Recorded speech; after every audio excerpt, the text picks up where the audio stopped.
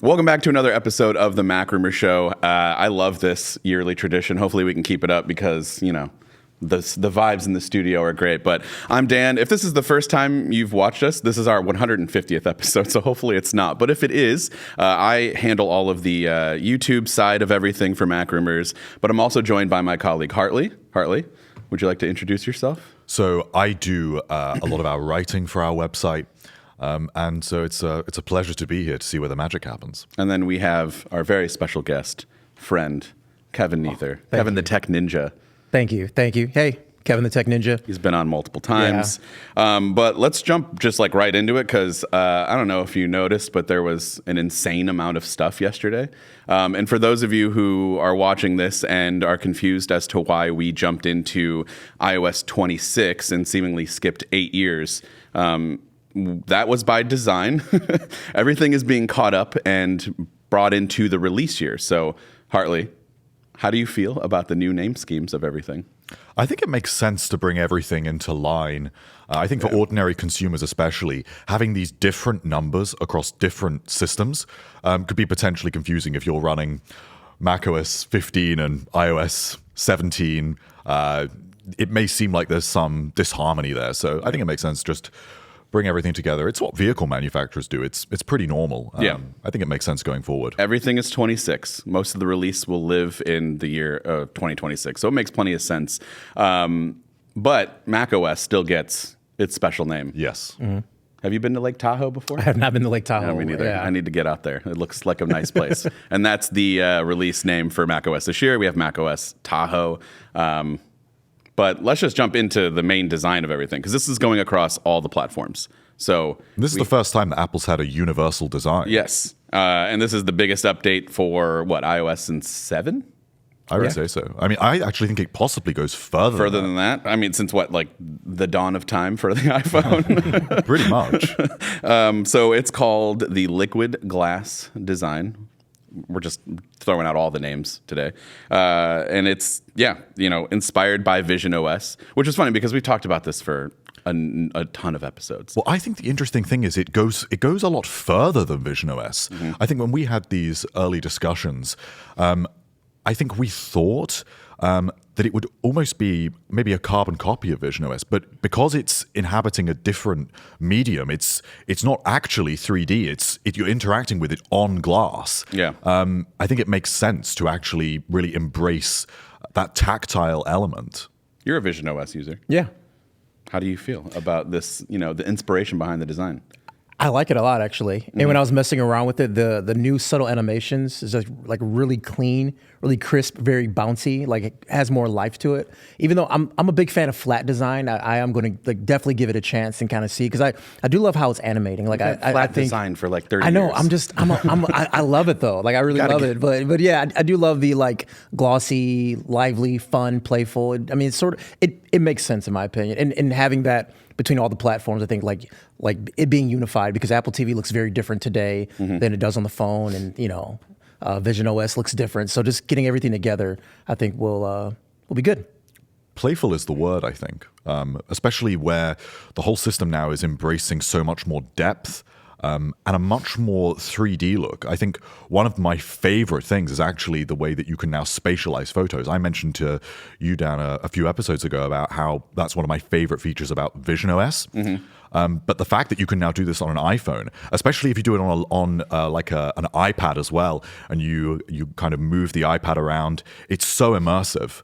I think it makes viewing photos significantly better. And Apple's experimented with this kind of thing before with the kind of parallax effect in iOS 7. But this just takes it to a whole new level. I really love that. It's one of my favorite things. Yeah. Jumping back to your animations thing real quick, that was the one thing that I was kind of surprised on. Like during the event, everything's moving really, really quickly. So we miss a lot, especially if we're like doing social media and posting all this stuff. I didn't realize like how new and different the animations are. And something as subtle as that really changes the whole vibe of what you're doing. Yeah, even like the way device. Notifications pop in, it's completely different. Yeah, I was like, oh, that like really took me by surprise when you first see it. Let's just jump into, we'll start with iOS highlights, honestly, but like it's important to note, everything, well, not everything, almost everything is feature parity across the board. So At least for iOS. yeah, for sure. And then you're going to see a lot of the same stuff across all the platforms, specifically iPadOS and macOS. I'm sure you're not going to get some of the stuff on tvOS one day. Hey, shout out to your boy. Yeah. Childhood friend up on screen doing the keynote. That's great. Super proud of him. Yeah, absolutely. That was cool. Okay, so tackling WhatsApp a little bit, messages, getting backgrounds, fun. I don't know. I feel like each year we've got more personalization features in iMessage. And I really like that. I like the ability, especially in group chats, to make these different feeds feel different, because I don't know about you guys, but it's very easy to send the wrong message to the wrong person. Never done that before. So this is one way of making that a little bit more avoidable, I think. One of the things that I think was rumored years ago, Hartley, we probably have done an episode on this where we talked about, you're going to get typing indicators in group chats. Yeah. Okay, we were a little ahead of our time, but now it's here. We can actually see if anyone is typing in the group, which is huge, in my opinion, because you write things out, and then you kind of just wait there, and you're like, is anyone going to acknowledge this? And then you get a little antsy, and then you just become that friend that like can't chill, apparently. Is this just me? I think it might just be. It's just you. That's just you, yeah. Okay, well, here, let's take a poll, because that's another thing you can do. Just a perfect segue. Adding in polls. So how often are you going to use that, specifically in the chat with me and Andrew? Or are you just going to throw polls in all the time? Yeah, I mean, I don't think I'm going to use it for a good reason, just for very silly reasons. But having the ability to do that, I think, is really cool. We got a new games app. Yeah. I'm excited about that. Yeah. And I'm actually not a huge mobile gamer, but I feel like this is going to reduce that level of friction for a lot of people, me included, to just be able to jump into games more easily. I remember when Game Center was its own dedicated app, and I actually quite liked it. And things on macOS, especially game launchers like Steam, are very popular, but I don't really want to be using Steam. I want a dedicated place that collects all of my games in one place, and also has some social features as well. I think it's perfect. I think it's just actually what Apple Arcade in particular has needed to just reduce that level of friction and make it so much easier to jump into games. Because I don't really want to see my games right alongside my productivity apps all the time. That's going to be distracting me. So it makes sense to have somewhere that is its own hub just for games. And I think, honestly, me having kids, like my youngest just is too young for an iPad, but he is the youngest child, so he just gets everything, earlier than everyone else. And we let him, play a couple of games on there, but he has no idea where to find them. Or like my daughter, sometimes she'll download games, she's like, I don't know where this is at. Now we just will point to it and say, well, in the future, once we get the update officially, here's the games app, and here's what you've been playing. Feel free to just hop right in. You don't have to go looking for it. Is that something that, you're your parent too? Like, that would just be super helpful. For sure, yeah. I mean, especially on Apple TV, because all the apps are sort of together with the games, and my son's just opening like random apps instead of, because he's looking for a new game, and just having that one location to go and all the games are there. I think the social aspect is really cool, because it brings in a lot of like high scores and achievements, even for single player games. So if you're playing a game like Ridiculous Fishing or whatever, and you have a certain score, someone can look at that and try to match that score, and you get notified when that happens. And we're going to do that. Thanks for accepting my friend request. I appreciate it. Yeah, I was sending friend requests out yesterday to all my friends. I'm like, let's go. I'm ready to play Ridiculous Fishing. It's on. It's on. All right. This episode of the MacRumors Show is sponsored by Cash App. What's the least amount of money someone's requested from you to be paid back on Cash App? I think for me, I got a request back for no joke, $1.50. And I paid it because Cash App is really just the easiest way to send, spend, and save money all in one app. I've been using Cash App for years, and I just love how fast and simple it is. If you want to sign up, it takes quite literally 1 minute, and I've never stressed out since then when splitting bills, paying back friends, or even just moving money around if I need to. Now, what sets Cash App apart from other apps out there is just how smooth everything feels. There's no weird menus, there's no confusing steps. You just open up the app and you get to sending money, and it's super easy, intuitive, customizable, and just way less annoying than some of the other ones that I've tried. And one thing I really appreciate is just how safe it feels. If something looks sketchy, Cash App gives you a heads up before you hit send. It's like having your own security guard for your money. Plus, you can customize your payments with notes, emojis, little animations. I don't know why. I just feel like it makes things more fun to add an emoji whenever you're sending somebody pizza money or getting a haircut or whatever the case may be. You have plenty of options to spice things up there. So for a limited time only, new Cash App users can actually use our exclusive code to earn some additional cash. For real, there's no catch. Just download Cash App and sign up. Use our exclusive referral code, MacRumors, in your profile and send $5 to a friend within 14 days and you'll get $10 dropped right into your account. Terms apply. That's money. That's Cash App. Thanks, Cash App, for sponsoring this episode. Oh, okay. So this is, this had some heat last year. The Photos app, or was it 2 years ago? I don't know. Everything blends together. It was last year. The Photos app got redesigned. It was last year.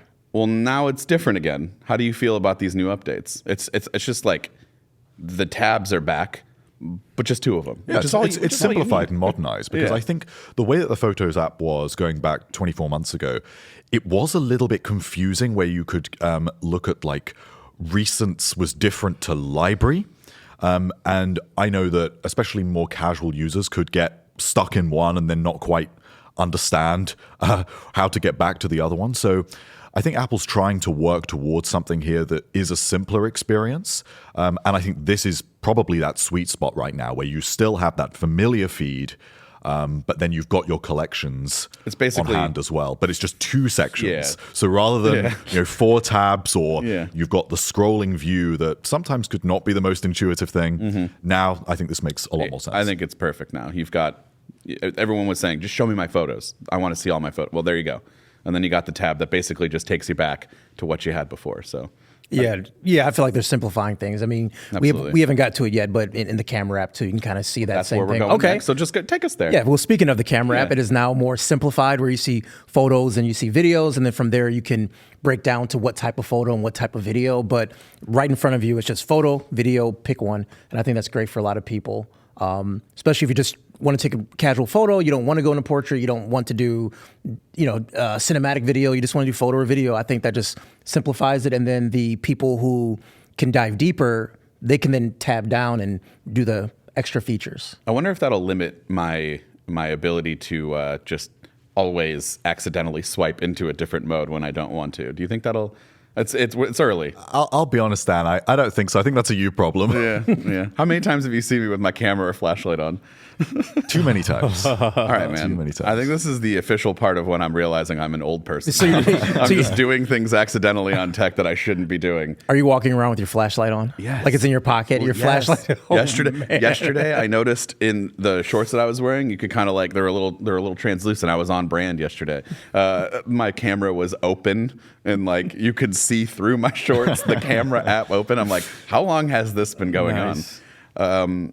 Okay, so I also feel like with the camera app, that is a really good look into the design. Like, if you notice that when you swipe through the different ones, there's kind of like a magnifying effect and like that glass. And it's because it's pass through. Yeah, it's really cool. That really is quite visionOS like, because you're ultimately seeing what's behind your device. Yeah.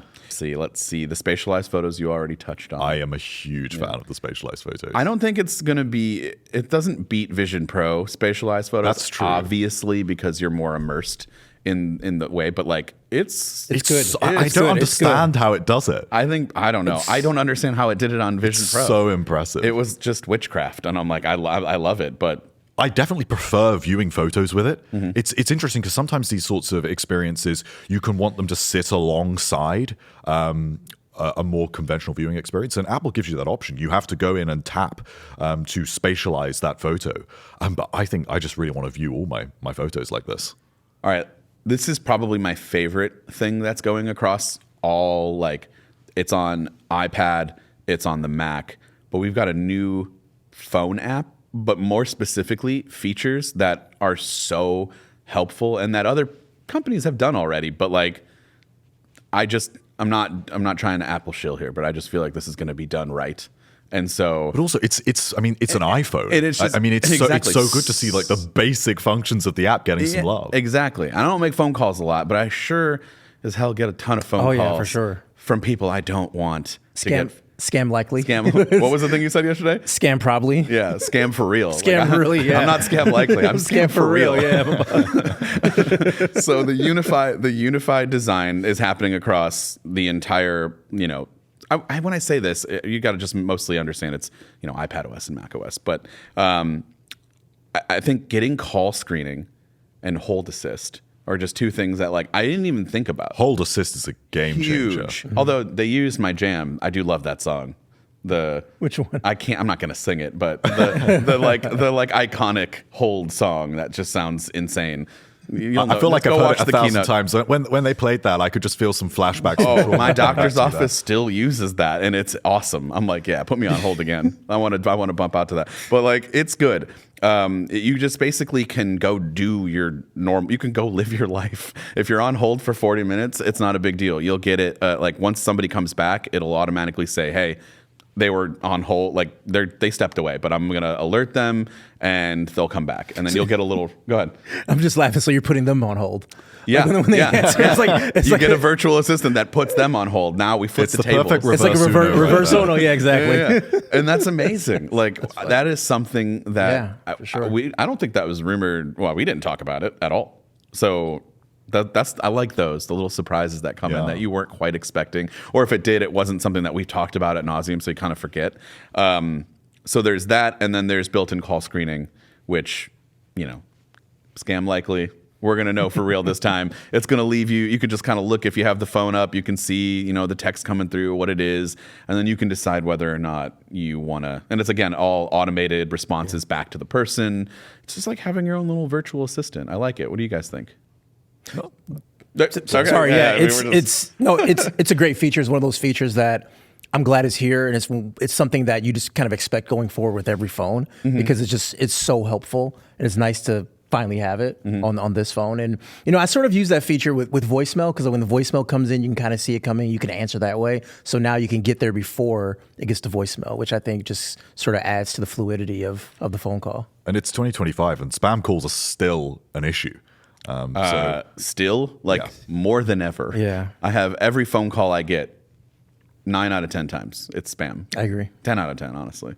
What about music? I want you to lead this one. This is I'm so excited. This is your thing. You tell me, because I know I'm not an Apple Music user, and you are. Go ahead. Well, I mean, I feel like there were a lot of music features. There were things like the new karaoke mode for Apple TV, which is cool. But I'm just excited to be able to pin stuff in the music app. That is good. That is good. And well, Spotify. I do have those playlists and those artists that I continually go back to all the time. And sometimes they can get a little bit buried. Or sometimes I would even do things like remove an album and then re-add it to my library just so it appears in my recents. Wow, that's insane behavior. It's perfect, this feature. Yeah. But the one I am most excited about is AutoMix. And I love crossfade. Yeah. How many hours have we spent talking about crossfade? About the same amount of hours that we talked about iPadOS getting macOS, which, by the way, spoiler alert, we pretty much got that. We'll talk about it in a minute. And so AutoMix, I don't understand how it's doing it, how it's augmenting the music in real time to just blend between like a DJ. And with some songs, obviously, that will work better than with others, but it's so impressive. And this is something I've wanted for a really long time, because now your music can just flow through for hours, really. Because crossfade's fine, but sometimes it can be a little bit obtrusive. Whereas, as far as I understand, AutoMix should understand if there's dead space at the end of a song, or precisely how to slow that song down to blend perfectly into the next one. Interesting. I think that makes a dramatic difference to the listening experience. You're not an Apple Music user. No. I know you're a Spotify guy. Yeah, you know, but I do listen to Apple Music for Dolby, Dolby Atmos, and I'm still a subscriber. I still pay for it. and lossless music, so I do tap in for those special features. But Same. But mainly in the car, I am a Spotify user in the car. But Same. I'm all down for new features, and maybe I can stop paying for one service. Let's jump into some of the other platforms. We'll spend a couple minutes on some of the smaller ones. Not that they're not important, but there's just not as robust and not as many features as iOS, iPadOS, and macOS. But with watchOS, we did get a big one, Workout Buddy. If you're out there and you need that motivational pep talk in your ears, well, now you're going to get it. You get real-time insights. So if you run, 6 miles a day and you're having a hard time figuring out what mile you're at and what your speed, or you just don't want to keep looking down all the time, this will tell you, hey, you're at mile 2 and you ran this mile, 3 minutes faster than the other one. You're crushing it. Or slow down a little bit, like maybe you're going too far. Like that's the kind of stuff that I think people would really, really like. And obviously Apple agrees since they made it.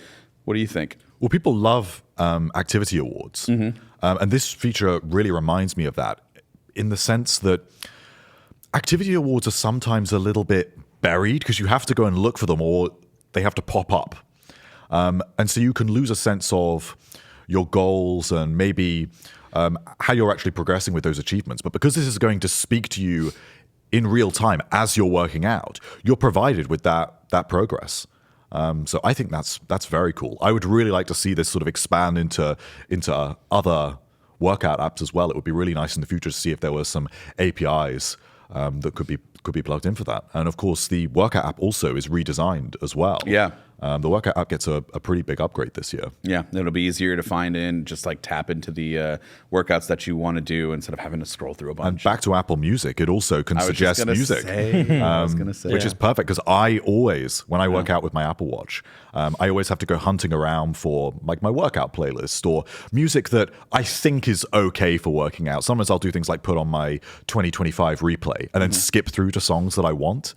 So even just a little feature like that where it will just suggest music for me. Now Incredibly handy. I did ask Apple about this, and they have to get back to me. But I was curious if that was going to play, or if that was going to recommend music from Spotify or other services as well, because now we're just going to be left out, or that's when we have to tap into Apple Music. Yeah, for sure. Get used to it. Sure, So once I get that update, if I do, I'll let everyone know, because I'm sure other people will probably have the same thought. Or am I just the only Spotify user that is a part of this podcast? You might be. One day I'll convince you. I'm sure I'll get some comments like, "You're not alone," or "You're an idiot." I don't know. We get new gesture this year. A couple years ago, we got this. Yeah. Now we got this, the old wrist flick. How do you feel about? Are you gonna be doing this all the time when you get notifications that you don't want? I quite like it. I think that is probably one of the most common things that we do on the Apple Watch is to just dismiss a notification. Just get out of here. here. So it just makes sense to just have something really convenient, because sometimes this can be a little bit aggressive, or you have the wrist slappers too. That's the other one. Who did I call out on that this week? That's me. I'm a wrist slapper. And Andrew, I'm like, what are you doing? Stop hitting yourself, man. I think I slap the wrist if I don't like the notification. Like if it's something really bad, like scam likely, I just slap it over. For real. Slap it away. No, like now we're just gonna see a lot of people like disgust. Just get out of here. But that's cool. Yeah. So you can dismiss anything. You can any notification that's coming through that you don't want. You just kind of flick your wrist up and off it goes. And the last thing in watchOS that I want to touch on real quick is that we got the Notes app. So I think we need to move our podcast plan back to the Notes. Yeah. So I could just do this the whole time. I've wanted the Notes app on Apple Watch for ages, particularly for some things. I'm a big Notes guy. That's Shocker. my thing. That's Shocker. my thing. So there are always those situations when I want to be able to refer to something. And it may not be, if you want to make a shopping list or something, you can use reminders, but not everything works like that. Sometimes you need to be able to refer to something like podcast notes on the go. Yeah. And that is pretty convenient to be able to do that, or even just quickly make a note. Yeah, I mean, I joke, but I'm serious. Like that could be really useful, especially if you don't have your phone nearby and you just need to do that. Make a quick note. And now you got another opportunity to do that. Yeah, I mean, I agree. It's just something that. Real great insight there, Kevin. I'm just saying, what more can you say? It's the Notes app on your wrist. Like, Kevin, what more do you want? This is what separates us from other podcasts. You have to have more about the Notes app. I think it's a deeper understanding about having the fluidity between different continuity apps. Let's jump into what made me literally audibly gasp during the event. This was the only time I think I actually made a noise that was like in shock. And this was the widgets in visionOS. Oh yeah. Right? I mean, I was just like, yo, I can redesign my whole house now. I'm going to put up. So if you can get widgets on visionOS now, you put on the Vision Pro, look around your house. You got a mantle, and you're like, you know what? I've been wanting to put a photo frame up there for years, and I just haven't done it yet. I'm going to put one up there, and I'm going to do a widget, and you can adjust the frame borders, the colors. You need windows, and they're fully 3D. Yes. Mm-hmm. They were cool. I think the coolest thing about them, weirdly, isn't actually anything you'll use. It's the fact that if you turn your Vision Pro fully off, it will remember their location in your room. That's amazing. So you can like legit have like a virtual office. And that's consistent. It will remember its locations. It will inhabit, or will appear to inhabit, that physical space. You lacking windows in your office? Put a window with the weather app in there. I'm not even kidding. That was one of the use cases. And it looks like you're looking out, but you get your forecast. If it's sunny out, you're getting that sun. That's great. Like that's awesome. Like that's the kind of thing that I want. It's the kind of thing that encourages you to get up from your desk or wherever you're using your Vision Pro and actually kind of move around your space a little bit more. I'm a little hesitant to bring up personas. Kevin knows why. It looks bad. No. Yours looks bad. Yours looks bad. Let's preface this. Yours looks bad. The first iteration out of the box. It was rough. Yes. And then it got significantly better with the update. I had nightmares when you called me. And now it's like that was another. I almost audibly gasped during that one because she it was already fine, and then it just looked insanely like lifelike. The persona's got a huge. I want to try it. I cannot wait to do that, and hopefully it makes me look a little better.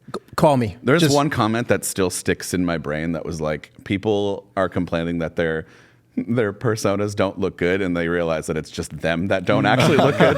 And I was like, ouch, but that might be true. They just don't realize this is what they look like. You should be able to go and like modify it a little bit, and if I want to draw like a mustache, put a little makeup on. Well, there are more options now. So now you can choose like 1,000 different pairs of glasses. Oh, I didn't know. Oh, really? Which is really that's cool. pretty cool. So there is more of an element of customization. Oh, I didn't know that. Yeah, but it's so cool. I think that I think this is like the third major stride forward with personas, and this feels like the biggest one. It's near indistinguishable from like a completely photorealistic image now. I think it makes it less creepy. Like people were creeped out in the beginning of it, maybe because it didn't look like us. I'm thinking it didn't look like me when I first got it out of the box. Now it could actually, just make sense during a FaceTime call. Like I just want to tap into a FaceTime. I mean, I'm going to do we should do the podcast, like one episode like this with the new personas. Go get yourself a Vision Pro. We've talked about it. I want to give it another try. We've talked about this. Go get back into it. I was going to say, do you think you'll feel confident enough to like someone who doesn't understand Vision Pro and like you tap into a video call with them or a Zoom call with your son's school or whatever? Like you show up in you slide in your persona. You slide in. You spin in.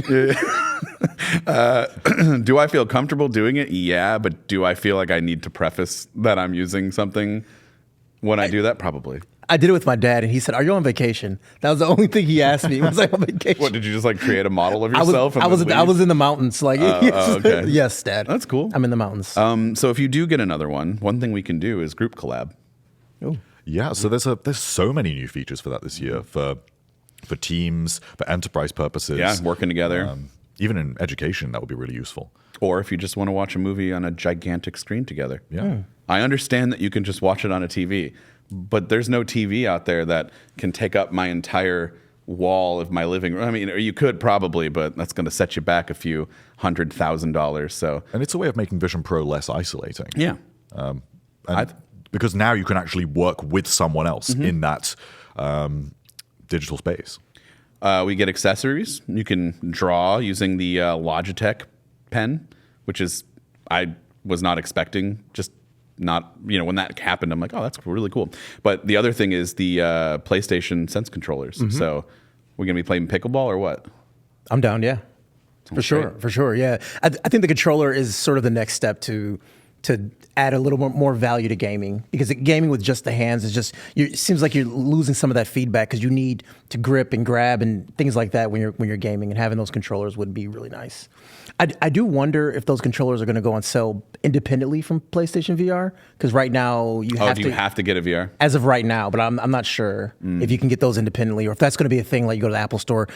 by Apple Vision yeah, Pro, yeah. and then they have the controllers there for you. Wouldn't be surprised if It, that it should happen. It should do that. It should It's like, happen, what if you yeah. don't have you don't have a PlayStation, but you're like, I want those controllers for my Vision Pro. For sure, yeah. Yeah. Anything else you want to touch on with visionOS before we move on? I think the scrolling is also very Oh cool. yeah. I feel like I missed that during the keynote when it happened, and then I was like, wait, that actually happened? That's amazing. Yeah, you can just scroll with your eyes. You don't have to. And the scrolling gesture is pretty good. Yeah. But it's just a way of not having to fatigue your hands too much. Yeah. So I think that works well. I feel like I'm going to fatigue my eyes, though. Or you just be like, Yeah, I mean, it's I'm not gonna have that to hard. You just look at it. And then something else I saw was the hand tracking at 90 hertz now. So it's going to be look a lot better when you're tracking your hands. That's going to help with gaming as well. When I we think gotta that get up to 120 though. I think that's a gaming thing. Yeah. All right, let's move on to iPadOS. This was my jam. Oh, yeah. Yeah. I was excited about this. No, they did not say macOS one time during but it's we're there. I mean, we have an entirely new multitasking setup now. You can have as many windows as I don't know if that's true. What's the actual is there a limit? I don't know. I imagine that I'm sure there is a limit. There is a limit. I have not gotten there yet. You don't really need to worry about that because now you're kind of breaking out the limits of Stage Manager here because everything is so much more fluid and responsive, and it responds like macOS. You've even got the little traffic light indicators. You can minimize. Yeah. So it is so simple and yet and sort of familiar, but it still is very iPad specific. And the thing that I always have said to you that I'm concerned about with the iPad is if it did become too much like macOS, then ordinary users who just like an iPad for being an iPad are going to feel very isolated by that because they like the fact that it just launches the full screen. And I love the fact that it stays like that. You don't have grab to. the edge. Yeah. It's the simplest possible solution. Apple did it the right way. They're not jamming this down your throat. If you don't want to use it, you don't have to. But the moment you look in that corner and you see the little grab indicator thing, you just slide that up. Boom, you're in Stage Manager, and now you can open up as many apps, resize them, put them wherever you want. Off the screen a little bit, fine. If that's the way you roll, then go ahead and do it. And then I believe if you get rid of all that, go back into a full screen, and then go back out of that, everything kind of stays the same. And you can minimize stuff as well. Yes. You can easily quarter tile everything, which is cool. There's just so many. It's very much macOS. I'm sorry, even the traffic light, like you said, when you hover over the green one and it brings you all those extra options. Where have we seen that before? Some things I actually think are a little bit better than macOS. Yeah. I like this flick gesture, the tile things. And we get a menu bar, but what makes it interesting is that it's not always there. You have to. It's off screen. You go up to the top, drops down, and there is everything that you need. I think, what else do we need? What else do we need, Hartley? I don't know. I think we got our full wish list. I mean, the thing I was most excited about was the pointer. Yep. How many times have we talked about this? So many times we talked about this. Yeah. Because while the dot-shaped pointer, it was very interesting when it was unveiled, very tvOS-like. I've always found that to be an inhibitor to productivity. And I always felt that it kind of slows things down and it lacks that precision. And the way that Apple's talking about this new pointer, the wording that they are using is precision, which I really appreciate. And everything now feels like it can be a desktop class experience if you want it to be. It's still not quite the same as macOS though. They just leave it ever so different. Yeah, but it's fine. But it needs to be because it's got to be responsive to touch exactly in a way that it macOS makes sense. isn't. But it's still not one for one what you get. So just don't. If you're expecting that, not quite. But I think this is way better than what we had before. Yeah, I think for day-to-day usage, I think I can go to an iPad now. That's what I was going to ask you. Yeah, just for day-to-day usage, I still think there is a little bit of difference when it comes to pro workflows that I do with work and everything like that. But beyond that, I think just casual couch surfing or casual just doing things, I think it's great because great battery life, better battery life. It's super quiet, doesn't get hot, incredibly thin. I could take it off the dock and just walk around with it, show some things, and have more interactive games and just fun things. Yeah, I think that's a huge update. I think it fundamentally, just for me, puts the iPad back kind of to the top shelf for me.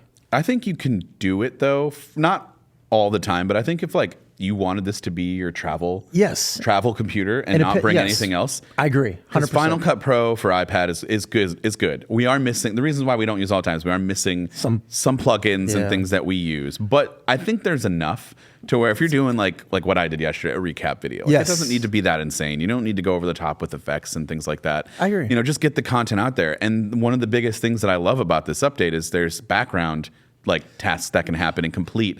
And so anything that if you're exporting a Final Cut video like we do, how often are at a hit share? I'm doing something else. I got to get for sure. I got to get it prepped. I got to get the thumbnail going. Like it's great. It's great. So now you can do that. You don't have to wait. And like, if you move out of Final Cut, like I'm not sure if that thing's going to export. Yeah, or you have to like keep tapping the screen, make sure your screen doesn't time out. Exactly. Oh my gosh. Like it's more Mac-like than ever. It is. But yet it can still be an iPad when you want it to be an iPad. And I think that's the perfect blend. I agree. 100%. I agree. I think this is the multitasking and sort of productivity upgrade for the iPad that we've really been waiting for.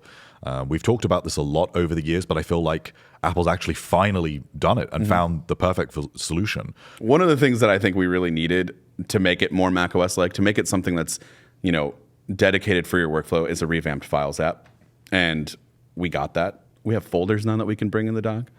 Hartley, you've often told me that you don't think you could do your job on an iPad because of the way you need all these, you know, different multitasking capabilities, and you need Finder, you need File Manager. Do you think I think I could do it now. All right, I'm going to hold I think I could do it now. And of course, we get Preview as well, which was another one of those little things that we've mentioned over the years that we really wanted. Do you want to take us with the Journal app? And we got the Journal app too. And we also got that for the Mac. I was going to say, go ahead. I know you're so excited. So it always kind of bothered me the way that, because I'm a big journaler as well as being a big notes guy. That's awesome. That's great. That's great. My thing with the Journal app is, as cool as it is to get all these different suggestions, to be able to type an extended entry of, you know, hundreds, if not thousands of words on an iPhone, I'm just not going to do that. But with an iPad keyboard or a Mac, that's not possible. And now you can create multiple journals as well for different things. So if you want to have a journal related to a trip, or you need a journal related to your work or different parts of your personal life, if you want to journal what you're doing with your sports practice or whatever, now you can do that separately in separate journals. I don't know if I'm going to journal, but if I do, this is what I'm going to use this as an excuse. This is what I was waiting for. So maybe now I'll start. Like on the phone, mine hits me up at like 8 p.m. Do you get the same? Yeah, I get the same. I ended up turning it off. And but Hartley is correct. Like I never want to type something out on my phone, like something like deep, heartfelt. I'm going through something, or I just want to like express something. And on the phone, I'm so like abbreviated. I'm so like, I don't want to get deep into it, but with journaling, you want to like convey that emotion. And I feel like I'm way better on an actual keyboard to do that. So it is something that I will be more mindful of, right? And actually journal more because of that, because I'm on a computer and it just makes more sense to me. Because I was writing in the notes app and copying and pasting over, but then that's a lot of friction to do that. So you are a journaler. I tried it for a little bit and just there was so much friction to do it. It just wasn't great. So I'm going to try to get back to it because I can now do it on my Mac, like where I'm normally at anyway. And your iPad. But speaking of Mac, let's just move right into macOS Tahoe. Love the design that's carrying over, obviously. We talked about it. I think it looks really good on the Mac, the dock and everything. I just think it looks really, really good. A couple of things that we're getting kind of the feature parity, but a little bit later on in the life cycle of it, live activities. I think that's huge. If you order a lift, but you're still doing some work, like you don't have to keep looking at your iPhone. You can see it up there in the menu bar. How often have you done this before? Have you customized your folder icons in the past? Like tried to add, there's a hack that you can do. I have too. Now you don't have to. And especially if you have a lot of files, identifying those quickly can be quite difficult visually. So it's a great improvement. And that's also on the iPad as well. Yeah. So I was saying now you don't have to do the hack of like going into the properties and swapping out the images. You can customize your folders. You can make it easier for yourself, find the files that you need, color code it, whatever. All new Spotlight. This was huge. I think this is going under the radar a little bit. I am so excited. Even though they spent a lot of time on it. Would you like to carry us through it? So there are so many features here. It seems like Spotlight's really been rebuilt from the ground up. I think the thing I'm most excited about are the quick keys. So this means that now you can just type a couple of characters that will be assigned to different actions, like maybe to create a calendar event or a new reminder. And these will be throughout the system, and it will enable you to get to things even faster. And then you can also do things now like build shortcuts in Spotlight. And this also really is now going to become the main launcher for apps, because the experience you now get where Launchpad was, which is now just applications, is also a lot more like Spotlight as well. And Launchpad has bothered me for many years. I like App Library, but I think that for the Mac, you needed a more dedicated solution, because it's so easy on the Mac to just immediately hit into Spotlight and just to get to where you're going. But it never quite went far enough, and that's why other third-party apps had tried to provide solutions like that in the past. But some of these are quite finicky for ordinary users. So trying to reconsider the whole experience from the ground up and build so much in there, but it still is just really simple. You just type what you're looking for, hit enter, and off you go. Yeah. I mean, I've tried all of the like third-party ones, and I always come back to Spotlight just because I want to use a first-party integration. Sometimes it's better at other things, and a lot of these other apps are really, really good. I think this is like, it's got everything that I need. You can send an email. I mean, just how insane is that? I saw that. Like literally, like you're taking actions in apps without going into the app. Yeah. which I think is really cool. Instead of me going command space mail, command space, I'm going to send that email right from there. If it's something that you can do just a couple sentences. And it's context aware. So it's aware of what apps you have open right now to understand what actions you might be trying to take that relate to what you're doing right now. How's this going to change your life, per se, on the Mac? So I'm actually a big Raycast user. That's what I was going to say. I have it integrated to ChatGPT and all those things. So it'll be interesting to see if the new Spotlight would replace that for me. But I am definitely going to give it a chance and give it a shot to do that. Because like I always try to use Spotlight, and there's like, there's little updates here and there. And I give it a shot, and I was like, you know what? I'm missing X feature. I'm mixing this feature or whatever. But it feels like it has everything. Like I am going to give it a shot and see, because I'm really big on just, command space bar and just type what I need and like don't go into anything else, like have everything in one interface, like typing away. So I feel like Spotlight has that, but it's also simple enough where if someone just wants to launch an app or however they use it, look for X file or anything like that, they can still do that. But then you can dive deeper, integrate it to shortcuts. You can like have some really advanced stuff. So I think it is possible to replace all those other apps, which Speaking of deeper integrations, ChatGPT on the Mac, like specifically with Type to Siri, I saw a demo of this. You can do this in the ChatGPT app. It's not new, but this is not something that you could have done before. You can generate files just typing to Siri, asking it to do something that ChatGPT would then have to take over. But then you can, the demo that I saw was like a recipe, and it gave a recipe, and then it was like, all right, give me a spreadsheet and scale it for 10, 12, 15, and 20 people. I'm not sure how many people are going to be there, blah, blah, blah. And it generated all within the little Type to Siri box. And then you can take that file, drag and drop it to wherever you need to. Like, all right, if I don't have to go into the ChatGPT app and it's just like all the good features are heavily integrated, that makes me want to use it even more. And I've been using ChatGPT more. I don't know if we talked about this. Yeah. I've been using it like I think a lot of younger people do, where they like talk to it as if it's like their therapist. Oh, yeah. I'm not doing that, but I'm using it a lot more for just everything. Literally medical advice. The other day I was like, I've had this and I don't know how I'm feeling. It's just I'm getting into it. I'm like, let's go. The funny thing is I want it everywhere. I use it for cooking all the time. I use it for cooking, and there was one time, quick story. There was one time where I needed a certain screw that I couldn't find. So I took a picture of what it was, and I said what the model was. They told me exactly what screw to go to. Then I went to Home Depot and took a picture of the screws, and I said, which one is it from here? And they said, oh, bottom left, right one. Took a picture of it, said, yep, that's the one. So there we go. I now can do stuff around the house because ChatGPT. I would like to clarify that I also do see doctors still. I just want to know. Yes, you do. The ChatGPT was just to make sure that it's like, this is not a medical emergency that requires attention right this minute. More for like a peace of mind. Please go see your doctor if you have a problem. Do not rely on ChatGPT 100%. But it's nice to have that, like, it's like everybody Googles their illnesses. This is just like a much better version of that. So go ahead, Hartley. Do you have any insight into, are you going to become a better, or I guess a bigger ChatGPT user on the Mac? I already use it a lot.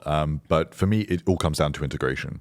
And I think that Apple is really stepping that up now across the system. Last year we got ChatGPT integration with Siri, which was really good. But I think that to go further than that with things now like the upgrades to visual intelligence are where things start to get really interesting. Let's just take us there. Just go ahead. Our final segment, Apple Intelligence and visual intelligence, all of that there were some features. We did get some new stuff. It wasn't the center of attention like it was last year, but we did get some new stuff. And honestly, I really like everything that I saw this year. But what was your thoughts on that?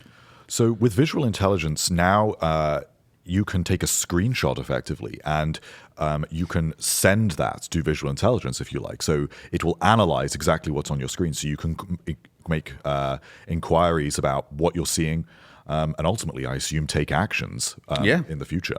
I mean, they showcased it, and I saw a demo. Like you can literally say, take a screenshot of the lamp that you saw on Twitter. Someone had it in the background maybe. And if that lamp is discovered across, shopping, like if you have an Etsy app downloaded, it will literally give you that. Oh, here it is on Etsy. I found it. Tap it, takes you right to the app. Go buy it. This is dangerous for my inability to save money. But it's cool. Like if you've ever wanted to know what something was, you're like, oh, I want that, but like I can't find the link. Like I don't know what it is. Like this is so much easier. I'm a little skeptical on the whole screenshot thing because how often do I take accidental screenshots, as we've talked about? I'm a little nervous that I'm going to start doing things in my pocket just on accident with like Apple Intelligence and ChatGPT, because you can also ask ChatGPT to analyze what it is that you're looking at. And I don't know. I thought like the action button or camera control would have been. I know that we're trying to make it so that not other phones can have it. So but think for ordinary users, I guess, who understand that is Screenshot. what they've got to do to capture the screen. Yeah, that makes most sense. Sure, but like all the phones that these features are available on have those extra dedicated buttons, and one of them quite literally was used for visual intelligence when it first launched. Yeah, but that's to take a picture of what you're looking at. Sure, but like, couldn't there be like a, just like you hold it down and then it's like, all right, analyze. I think this is a you problem. Like this? Man. You like that? No, I mean it's not a problem. I haven't used it yet, but like. You like the way that you have to do that? Yeah, it's just I think it makes perfect sense because it's just easy for an ordinary person to understand. I'm not saying I don't like it. I'm just saying I don't know about it. It's suspect to me right now. I'm with you on this one, actually. Oh, I'm actually with you. Yeah, finally. The millennials are winning. Help me out. Let's here. run a poll. Let's run a poll. Help me out here. 2 to 1. Tell this 2 to youngin' 1. what's going on. 2-1. Go ahead. Yeah, I mean, it's Come on. Yeah, no, it's definitely a feature that I've used on other devices, right? This is not like super new, right? Yeah. But just having it first party is always good because you're always going to have that deeper integration, and that's what Apple's good at, just that deeper integration. And then the overall goal is for your device to understand you, so it can give you better suggestions throughout time and everything. So when you're doing something first party, then the phone learns more about you, and then next time you're doing something or next time you do a search, all that information is more relevant to you. So I do like that it does suggestions like that. Yeah. Where like if you took something and it's like, oh, you want to add this to your calendar, like that's super helpful. Yes. But it's not just like, oh, add to the calendar. There's other things that it's going to like suggest there for you automatically if it makes sense. So I think it's a good feature for sure. I just don't know if I like the way you have to get into it. That's all. How about combining emojis? Are you going to do this? I have actually been a Genmoji convert. So I have learned now that I should not be too judgmental about emoji usage. I'm becoming a better person. Yeah. So good for you. I'm happy that you've worked on yourself. You've reflected. I don't use Genmoji a ton, but I do use it. And this actually does help a lot because there are times where I'm like, I just want to do like this face, but like with you, like I can add your person and your Genmoji in there, but I want you to have the shocked face or something. It doesn't always get it quite right. Now you just put that emoji in there with your emoji and then it just combines. It's perfect. Because certain emojis are so iconic that you don't necessarily want to reinvent them. You just want to change out the person or a particular aspect of them. So before anyone's like, who cares about, like, I genuinely think this is actually very useful. Yeah. If you're an emoji person. Sure. Okay. You're older than me, so now I know. I just use Harley, I'm back on your side, bro. I use the default emojis and I keep it moving. Yeah. Are you the crying? Hold on. Did we talk about this? The crying laughter. Are you sideways or are you? What's the other one? No, you're sideways. It depends on the intensity of laughter. if it's an actual laughter, it's definitely three sideways, and the bones and crossbones. Well, dead. Yeah. Dead because I'm laughing so hard. Okay. Yeah. But like I'm never the sideways laughing. Problem. Sideways laughter. No, yeah. I'm always the stoic. stoic. Yes, the original. What's the young one? I would say like the skull emoji. Skull. There you go. Oh well, but that's not the same. No, I'm dead. I'm laughing so hard. Well, now you can combine those two guys. So have fun. I'm gonna have a sideways laughing dead. Live translation. We need to talk about this because this is yeah. huge. This is absolutely huge. You can literally get a live translation in phone calls, FaceTime, and messages. And we were talking about this yesterday. I don't know how to describe this. I am fluent in Italian, but I cannot speak it, if that makes sense. I know that's hard to accept. I'm half fluent. I don't know. Like my family is from Sicily. They were born there. My parents still talk to me in Italian, Sicilian, and I fully understand it, but I never spoke it back to them. I just responded in English. But I know exactly what they're saying. They used to try to talk bad about us as kids, like when we were like away. And I'm like, I can hear you. I understand everything you're saying, but I don't feel comfortable like talking to like my grandma, for example. Like she does not speak any English, but I would just respond back to my mom. She would usually kind of like intermediate and then respond back to her. But now this is like I can actually, just a little too late, I think, but I could genuinely have conversations with some of my other relatives that have an iPhone that can do this, and it makes it so much easier. Or, for the more probably, I would say, relevant scenario is if you're trying to book something abroad and you're like, I got to call this number and I got to talk to somebody that probably won't speak English. Like, I don't know what I'm going to do. You can get that live translation on the fly. I think this is huge. And there's an API available to Yeah. developers to be able to implement this in their calling apps as well. Way to tie it into the developers, because it's the developers conference after all. Is this something that you can see yourself using a lot, or is it just kind of like a nice to have tool when you need it? It's a nice to have tool when you need it. I mean, I travel a little bit more. I've been going to Europe and things like that, and not knowing the language and having a translator app is really good. And then having that, the ability to do that offline in real-time conversations, it's very helpful when you're in an Uber trying to tell someone where to go or trying to like order food or anything like that. Yeah, I used it this morning, to be honest with you. Our Uber in was a little rough. Yeah, okay. But yeah, I mean, absolutely amazing feature that I think was not long overdue, but like this was something that a lot of other, It's very useful. Yeah. And I wanted it on the iPhone. And I know that a lot of people who had different phones had it.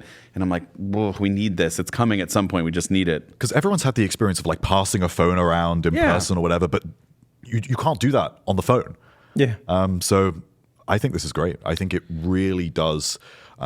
It speaks to this sort of, I think there was a theme through a lot of WWDC this year about communication with the messages improvements, the improvements to the phone app, and with translation. Yeah. Messages one is huge because that one you just literally will see it underneath the automatic. Like, don't gotta do anything. FaceTime I thought was really cool. You can have a FaceTime conversation with your relatives or whoever. Yeah, there's subtitles on screen. Subtitles, and it speaks it back to them. Like, good job. I like this. Not that you made it, but I don't know why I looked at you. Thank you. I appreciate it. I'll take the credit. Good job. Good job, Hartley. Do not take the credit. There are so many developers that deserve the credit, but Hartley, good job. All right, let's wrap it up. You know what we like to do. What are your favorite features? We'll start with our wonderful guest, Kevin. Thank you. It's definitely iPadOS. Just everything about it. I know that's such a softball. No, it's not a softball. You just took mine. So okay, thanks. fine. I'll switch it up. I'll switch it up. You're the guest. I love the live translations. Okay. I do love that because. Was that because it's the last thing we just talked about? No, because I could have used it this morning in Uber.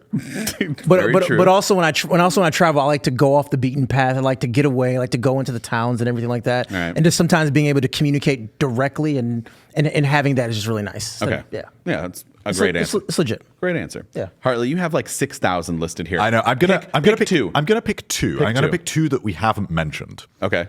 The first is tiny, and the first, I think, either you won't know what it is and won't care, or you will love it. Okay.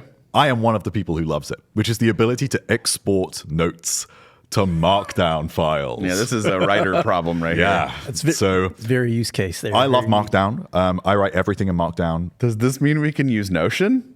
No. It means we can use Apple Notes. Because now... This means you can copy and paste things pretty easily now into Notion, though. The thing that always bothered me with Apple Notes is it syncs really well, but if I ever want to get those notes somewhere else, I've either got to copy and paste or I've got to export as PDF. And I really like using third-party apps like Obsidian or Ulysses as well. And there are other times when I want to bring those Apple Notes over. Now I can do that seamlessly. So that's a really big game changer.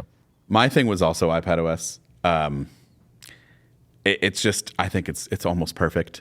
Everything that we talked about earlier, that's the main reason why I loved it. But I'll give you another one, and it's the visionOS widgets. I'm still blown away by them. They're just so cool. It is cool. It's just so cool, and it's something that I probably won't use as much as an iPhone or an iPad or a Mac, but like, I can't wait to just put the Vision Pro on and pop the widgets everywhere, put them around my house, redo my house, and then it's going to be there when you put it on again. So. Yep. So that's our WWDC 2025 show. Just thank you so much for joining us. Yeah, thank you for having me. Of course. It's always fun. Appreciate it. I thought it was great. I personally thought this was one of the best WWDCs in a long time. I agree. And yeah, I just would love to hear from all of you. Let us know in the comments, of course. Hit us up, email, Twitter, whatever the modes of communication that everyone usually. It's usually, I get a lot of emails lately, so I love that. But yeah, let us know, and we'll catch everybody in the next episode.